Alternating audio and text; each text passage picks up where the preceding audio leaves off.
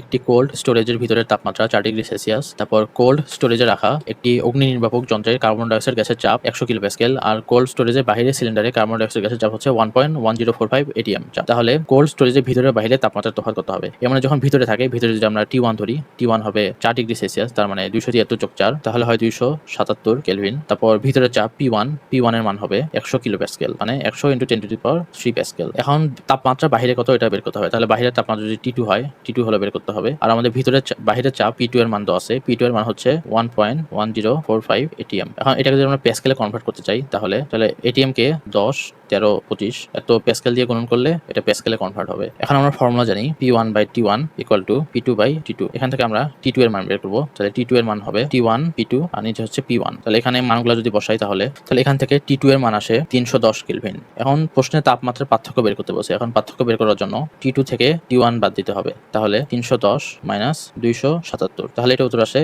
33 kelvin, অথবা পার্থক্যর ক্ষেত্রে এটা 33 ডিগ্রি সেলসিয়াস। এটা 33 ডিগ্রি সেলসিয়াস লেখা যাবে, কারণ তাপমাত্রার পার্থক্যের ক্ষেত্রে কেলভিন স্কেলের পার্থক্য আর সেলসিয়াস স্কেলের পার্থক্য এই দুটা সমান হয়। তাহলে উত্তর হবে 33 ডিগ্রি সেলসিয়াস।